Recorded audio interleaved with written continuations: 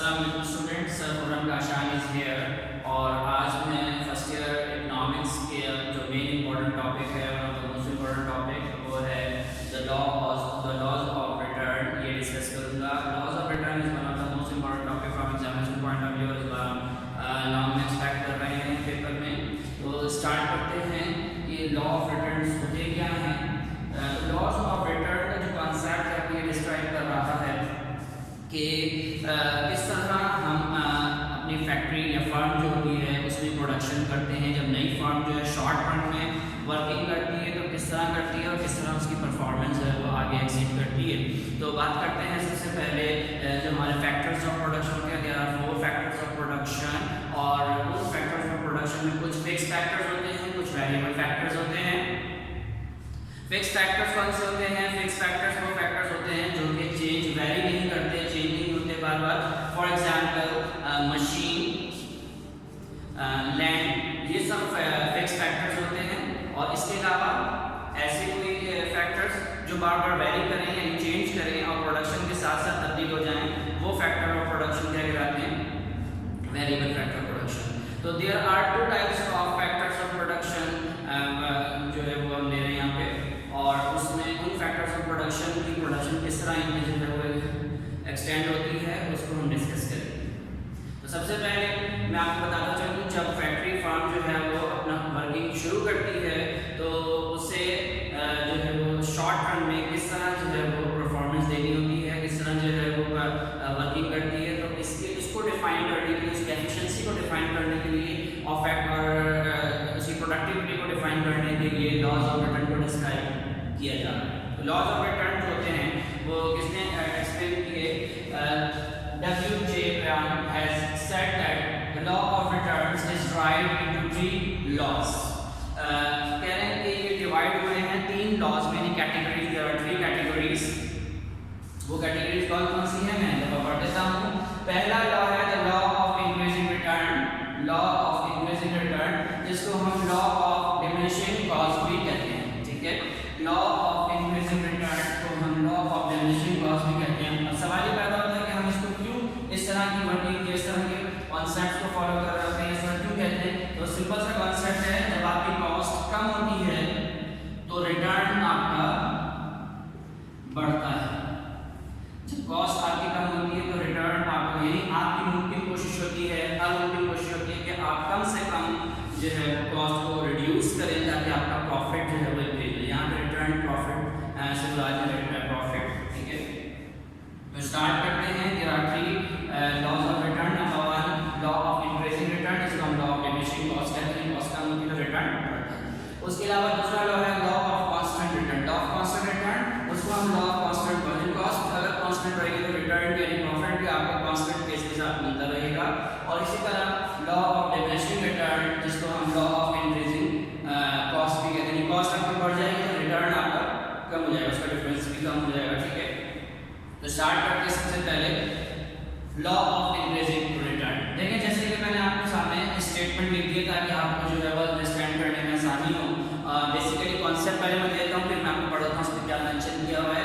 देखिए, नॉर्मली जब हम कोई भी मशीन परचेज करते हैं तो उसके लिए लेबर हायर करना होता है हमें। लेबर जो है उसकी वर्किंग करता है उस पर, तो प्रोडक्शन जो है प्रोड्यूस होती है। जैसे लेबर हम बढ़ाते जाएंगे, यानी वेरिएबल फैक्टर ऑफ प्रोडक्शन को हम बढ़ाते जाएंगे तो प्रोडक्शन जो है वो बढ़ती जाएगी। लेकिन अगर ये प्रोडक्शन इंक्रीजिंग पेस के साथ बढ़ती चली जाएगी, फिक्स फैक्टर तो वही का वही आए, यानी आपने एक मशीन पे एक लेबर हायर किया, फिर दूसरा लेबर हायर किया, फिर तीसरा लेबर हायर किया और उस मशीन के जरिए 3 4 5 लेबर्स ने डिफरेंट प्रोडक्शन की। तो अगर ये प्रोडक्शन इंक्रीजिंग पेस के साथ इंक्रीज हो रही है तो उसे हम क्या कहेंगे? Law of increasing return. मैं स्टेटमेंट पढ़ देता हूँ, देखिएगा। When other thing remain the same, other thing remain the same का मतलब ये है कि अदर फैक्टर्स जो हैं वो कांस्टेंट रहे, वेरिएबल डिस्टेंस कांस्टेंट रहे, यानी सेम रहे, कोई तब्दीली ना आए। तो ऐसे सिचुएशन में क्या होगा?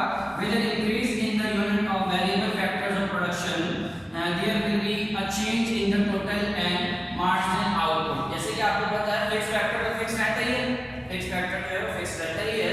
लेकिन अगर वेरिएबल फैक्टर में इजाफा होता है, अगर वेरिएबल फैक्टर में इजाफा हो जाए, दूसरे लफ्जों में अगर कहूँ तो सिंपल सा कॉन्सेप्ट ये है कि लेबर को अगर मैं बढ़ाता चला जाऊँ, लेबर कॉस्ट भी बढ़ेगी ऑब्वियसली, लेकिन फिर आप बात कर रहे हैं कि लेबर को अगर मैं बढ़ाता चला तो प्रोडक्शन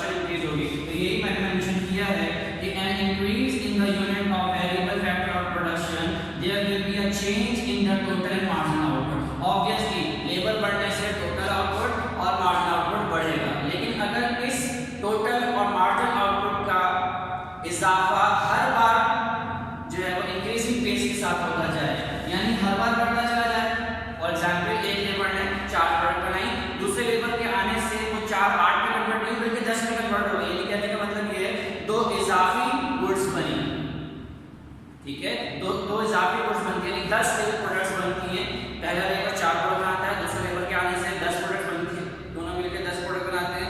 तीसरे लेबर के आने से जो है वो 18 प्रोडक्ट बन जाती है, 20 प्रोडक्ट बन जाती है। तो हर लेबर के इंक्रीज होने की वजह से प्रोडक्शन आपकी इंक्रीज हो रही है, और यही प्रोडक्शन जो है इंक्रीजिंग पेस, जिस चीज को एक्सप्लेन कर रहा होता है, लॉ ऑफ इंक्रीजिंग रिटर्न।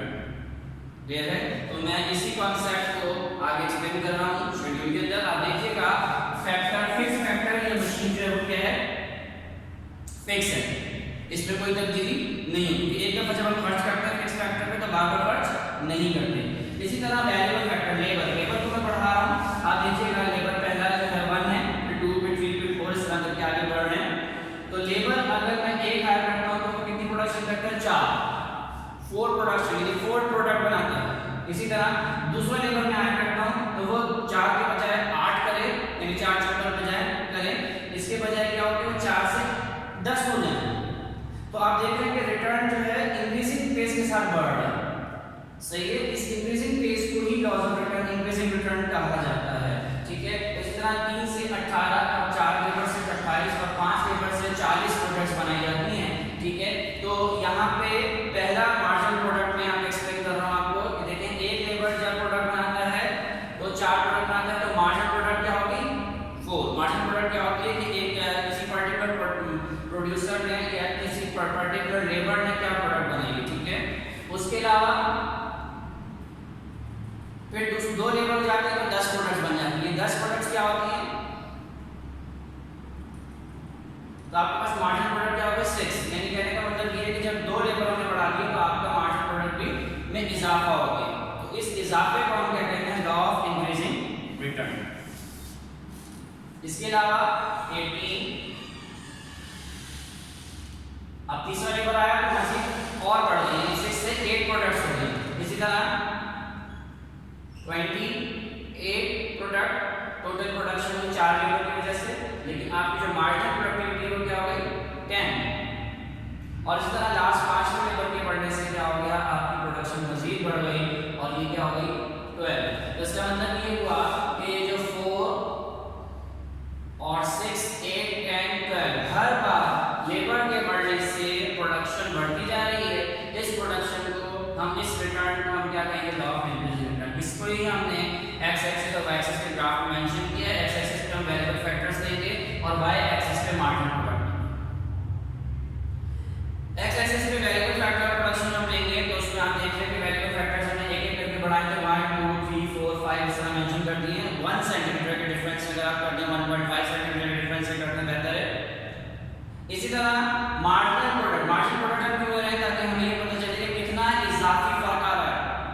तो मार्जिनल प्रोडक्ट में हम क्या मेंशन करेंगे, 2, 4, 6, 8, 10, 12। आप देख रहे हैं कि मैंने 2 के डिफरेंस कर लिए, लेकिन हम देख रहे हैं कि एक लेबर जब हमने बढ़ाया तो 4, 4 से फिर स्टार्ट हो रही है। तो फर्स्ट फैक्टर ऑफ प्रोडक्शन पर 4 प्रोडक्ट्स बन रही हैं। सेकंड फैक्टर ऑफ प्रोडक्शन यानी आपका जो लेबर है बढ़ाया जा रहा है तो उससे 6 हो रही है, एंड देन 3 से 8, and then 4 to 10, and then 5 जो है वो 12 प्रोडक्शन दे रहा है। अब देखें इस इन चीज को आप अगर ज्वाइन करें और ग्राफ में मेंशन करें, इन पॉइंट्स को, जो प्लॉटेड डाउन पॉइंट्स हैं इनको जब हम ज्वाइन करेंगे तो एक कर्व बनेगा, स्ट्रेट कर्व। कोशिश करेंगे कि स्ट्रेट कर्व बने। ये स्ट्रेट कर्व आपका upward from left to right होगा, upward from left to right. यही upward from left to right curve जो शो कर रहा होगा कि loss of return increasing.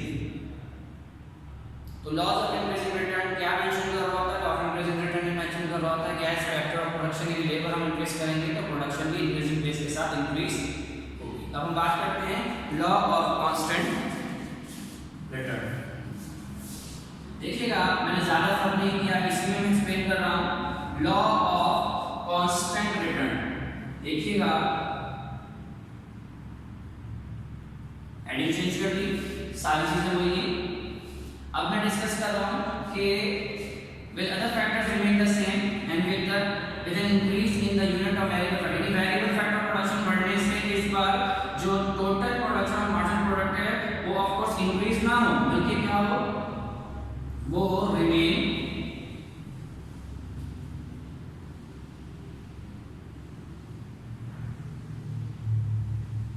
Constant. यानी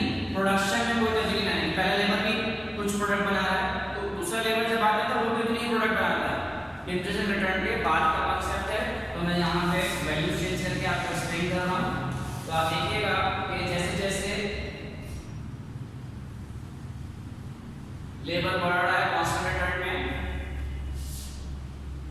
मैंने अज्यूम कर लिया कि लेबर 8 प्रोडक्ट बनाता है, तो दूसरा कितने 16 बनाएगा, तीसरा जो है वो 24 मैं अज्यूम कर रहा हूँ। तो ये वैल्यूज क्या शो कर रही है कि हर बार लेबर बढ़ने से प्रोडक्शन बढ़ती तो है लेकिन हमेशा कांस्टेंट पेस के साथ। तो आप देख रहे हैं कि पहले में 8 प्रोडक्ट्स है, फिर दूसरे में 16 माइनस 8 कितनी हो जाती है, again 24 minus 16, again 32 minus 24, again and 40 minus 32 is again। तो आप देख रहे हैं कि as total production increase with the help of labor, तो उससे क्या होता है टोटल प्रोडक्शन जो है वो बढ़ता है लेकिन कांस्टेंट पेस के साथ बढ़े। इस तरह के कॉन्सेप्ट को हम क्या कहेंगे, law of constant return. Graph में अगर आप देखें तो 8 नंबर 1 पर, नंबर 2 पर, नंबर 3 पर, नंबर 4 पर 8, नंबर 5 पर 8। अब हम इन वैल्यूज को अगर ज्वाइन कर दें तो एक स्ट्रेट लाइन ड्रॉ होगी और ये स्ट्रेट लाइन क्या शो कर रही है कि as labour increase constant return also increase but with constant pace. So इससे हम ये वो कांस्टेंट रिटर्न है। अब बात करते हैं डिक्रीजिंग रिटर्न। तो आप देख रहे हैं कि मैंने ज्यादा फर्क नहीं किया, वही कॉन्सेप्ट है डिमिनिशिंग रिटर्न। डिमिनिशिंग रिटर्न को डिक्लाइनिंग और डिक्रीजिंग रिटर्न भी कहा जाता है। सारा कॉन्सेप्ट वही है, other factors remain the same and with the increase in the unit of variable factor of production there will be a change in the total of production। marginal product सही है। तो ये मार्जिनल प्रोडक्ट जो है ये आपकी increasing return के बजाय क्या हो जाएगी,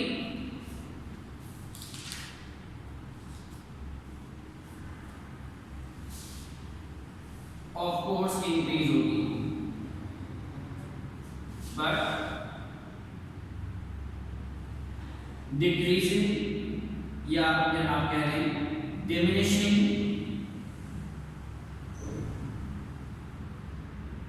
रेट। ठीक है,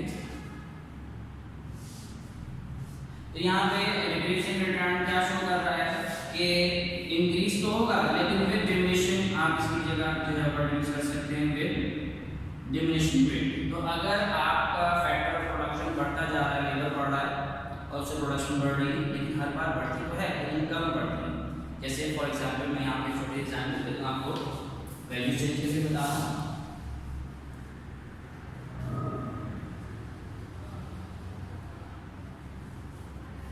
तो आप देख रहे हैं कि पहला लेबर 22 प्रोडक्ट्स बनाता है, दूसरा लेबर 47 प्रोडक्ट बनाता है, तीसरा लेबर 67 प्रोडक्ट्स की मिला के सब बना रहे हैं। जब 4 लेबर हो जाते हैं तो 82 प्रोडक्ट्स बनती हैं और जब 5 लेबर हो जाते हैं तो 92 प्रोडक्ट्स बनते हैं।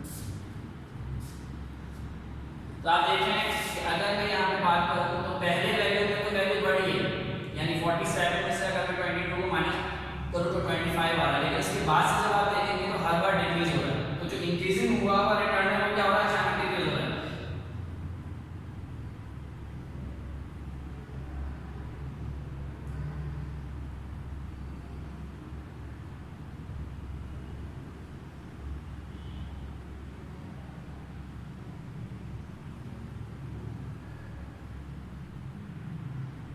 आप देख रहे हैं कि मुसलसल जो है एक दफा एंड देन डिक्रीज हो रहा है मुसलसल, तो ऐसे रिटर्न को हम डिक्रीजिंग का सवाल ही पैदा होता है कि ये जो इंक्रीजिंग रिटर्न कांस्टेंट रिटर्न या डिक्रीजिंग रिटर्न है ये है। सिंपली मैं आपको बता दूं कि ये वो रिटर्न्स हैं जो एक साल के अरसे में फार्म जो है वो प्रोडक्शन जब स्टार्ट करती है तो मुसलसल उसके प्रोडक्शन में चेंज आते रहते हैं। उसकी वजूहात मेन है, वो वजूहात क्या है कि ऑब्वियसली जब आप बिजनेस स्टार्ट करते हैं तो बहुत ज़्यादा जोश होता है, आप बहुत ज़्यादा जो है एफिशिएंसी शो कर रहे हैं, आपकी प्रोडक्टिविटी बहुत एफिशिएंट होती है और आपके जो एम होता है, एंथुसियाज्म होता है वो बहुत ज़्यादा होता है। तो आप देखें इंक्रीजिंग रिटर्न में आप बहुत तेज़ी से प्रोडक्शन बढ़ी, फिर एक वक्त आता है कि आप थोड़ा सा अर्सा गुजर जाता है तो आपका रिटर्न जो है ना थोड़ा सा कांस्टेंट हो जाता है। उसकी वजह क्या है कि आपकी एफिशिएंसी में थोड़ा सा फर्क आता है, ना सिर्फ आपकी एफिशिएंसी में बल्कि मशीन, लेबर, इन सब की एफिशिएंसी में जो है फर्क आता है। वैसे मशीन काम कर करके थोड़ी सी पुरानी हो जाती है तो उसकी प्रोडक्शन थोड़ी सी कम हो जाती है, और एक वक्त आता है कि और ज़्यादा काम पुरानी होती है या फिर उसकी रिपेयरिंग मेंटेनेंस कॉस्ट बढ़ जाती है तो उसकी कॉस्ट आपकी बढ़ती है। इसकी वजह से रिटर्न मजीद डिक्लाइन होता है, फिर वो डिक्लाइन जो है वो डिमिनिशिंग रिटर्न को शो कर रहा होता है। यानी इसका मतलब ये हुआ कि लॉस ऑफ डिमिनिशिंग रिटर्न,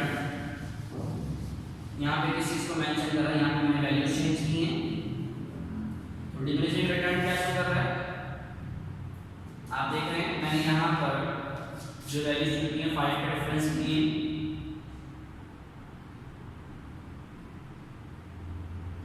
सही। लेबर, पहला लेबर जो है वो आपको कितनी प्रोडक्ट बनाकर दे रहा है, दूसरा लेबर जो है वो कितनी प्रोडक्ट बनाकर दे रहा है तो हम यहाँ पे शो करेंगे। तो पहला लेबर जो है वो 22 प्रोडक्ट्स, जो 25 के थोड़ा सा नीचे हम पॉइंट पे मेंशन कर देंगे। सेकंड जो है वो 25 एंड देन थर्ड जो है वो 20, फोर्थ जो है वो 15 एंड देन 10 जो है वो 5 जो है वो 10। तो आप देख रहे हैं कि ये इंक्रीजिंग हुआ हुआ रिटर्न था वो अचानक क्या हुआ, डिक्रीजिंग की तरफ चला गया। इसे हम कहेंगे लॉ ऑफ इंक्रीजिंग रिटर्न। तो लॉ ऑफ इंक्रीजिंग रिटर्न पहले इंक्रीज होता है, इसे इंक्रीजिंग रिटर्न कहते हैं, फिर कांस्टेंट होता है, इसे हम कांस्टेंट रिटर्न कहते हैं, और फिर डिमिनिशिंग होता है, यानी डिक्रीज होता है, इसे हम डिमिनिशिंग रिटर्न कहते हैं। तो ये जो कॉन्सेप्ट है इसको हम कंबाइन करें तो इसे लॉ ऑफ वेरिएबल प्रोपोर्शन का हिस्सा भी बनाया जा सकता है, जो जे आर मैंने आगे एक्सप्लेन। तो आज का टॉपिक जो मैंने आपको एक्सप्लेन किया, जो उम्मीद है कि आपको क्लियर हो गया होगा, और उसको अच्छी तरह जो है फॉलो कीजिए और सारे टॉपिक को कॉन्सेप्ट को बहुत अच्छी तरह कीजिए क्योंकि एग्जामिनेशन पॉइंट ऑफ व्यू से इंपॉर्टेंट हो सकते हैं।